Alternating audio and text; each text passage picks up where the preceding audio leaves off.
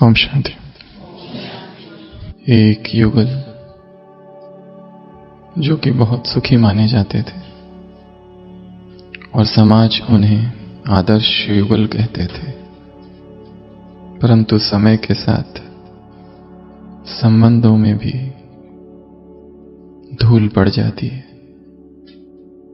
शिकायतें बढ़ने लगी थी। शादी की वर्षगांठ थी, उसकी पहली संध्या। दोनों आपस में मिलते हैं, बैठते हैं। पत्नी कहती है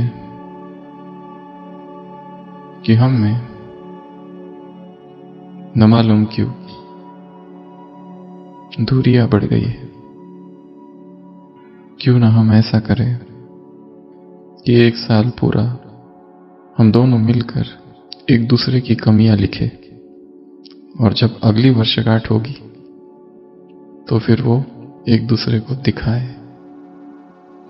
ताकि हम दोनों अपने आप को अच्छे से समझ सके। क्यों ये सूक्ष्म तनाव है संबंध में, क्यों अतृप्ति है। वो साथ में 2 डायरियां भी ले आती है। एक डायरी अपने पति को देती है, वो पति मान जाता है।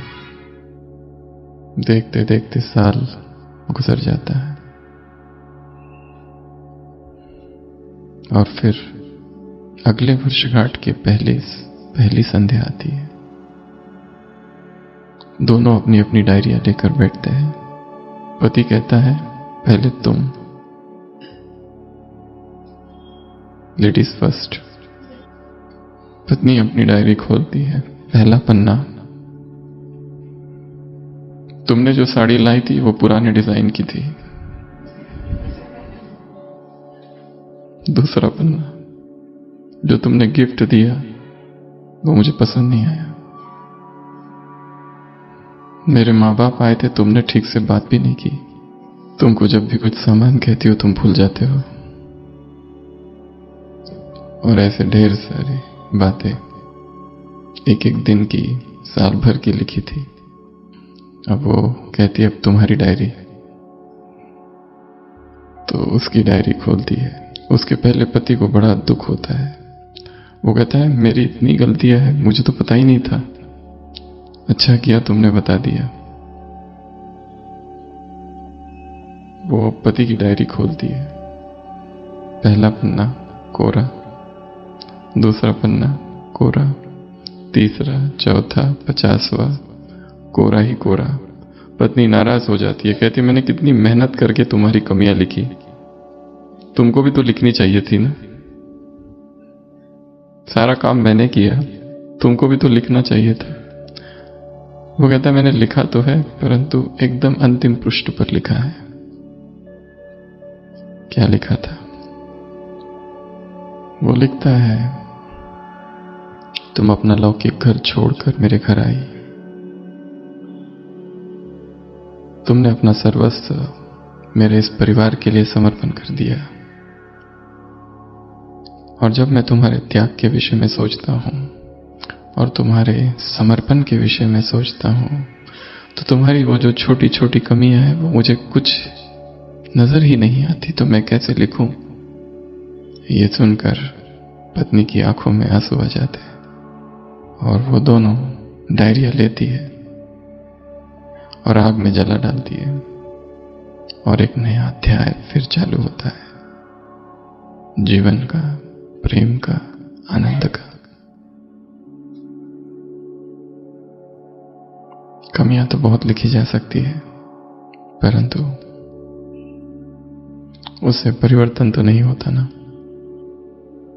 दूसरों को बदलना है तो विधि है शुभ चिंतन, शुभ भावनाएं, शुभ कामनाएं। ये शुभ चिंतन क्या है?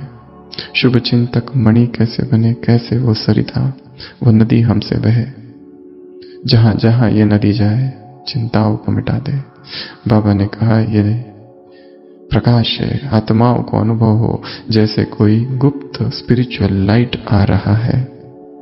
कुछ है ऐसा अनुभव हो रहा है, वो चमक तुम्हारी है जैसे सूर्य अंधकार को मिटाता है। तुम चिंतक मणियों की चमक प्रकाश संसार की चिंता की चिता को भस्म करेगा।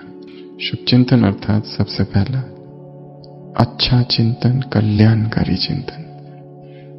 कुछ भी हो रहा है जीवन में, हमारे वास्तविक जीवन में, जहां हम हैं, जो जॉब कर रहे हैं, जो परिस्थितियां हैं, जो संबंध है, जो लोग इर्द गिर्द है, जिस प्रकार की सेवा है, जिस प्रकार का सेवा का टाइमिंग है,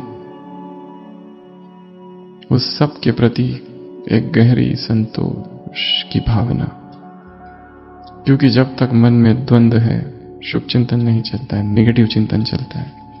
ये ठीक नहीं है, ये ठीक नहीं है, ये ठीक नहीं है। हम व्यक्तियों को, परिस्थितियों को नहीं बदल सकते, हमें पहले स्वयं को बदलना है। जो सबसे खराब परिस्थिति है, ये हमको लगता है ये व्यक्ति बहुत खराब है, कभी हम एकांत में बैठकर उसके विषय में लिखे कि उसमें कुछ तो अच्छाई होगी। शायद उसमें ऐसी एक अच्छाई है जो दूसरे किसी में भी नहीं है। कोई एक ऐसा गुण है, कोई एक ऐसी स्किल, कोई एक ऐसा हुनर जो और किसी में भी नहीं है, केवल उसी में है। और हम जो दिखता है बस वही देखते हैं। जिनकी शादी को 40-50 साल हो गए होंगे, क्या वो कह सकते मैंने अपने पति को जान लिया? माता है कह सकती है, और उससे भी बड़ा प्रश्न भाई कह सकते हैं?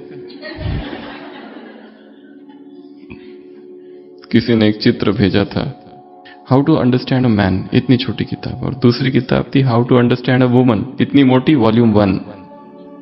स्त्री पुरुष की बात नहीं है, किसी और को समझना बड़ा मुश्किल है, क्योंकि जो प्रकट हो रहा है वही सत्य नहीं है।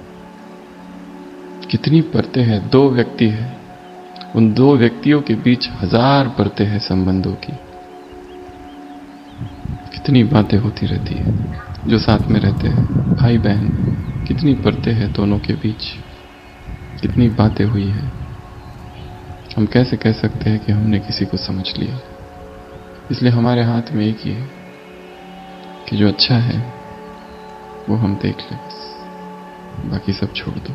ये हमारा काम नहीं, वो तो वास्तव में कठिन काम है, पर वही तो करना है। इसीलिए चिंतन के तल को, स्तर को बढ़ाते जाना है,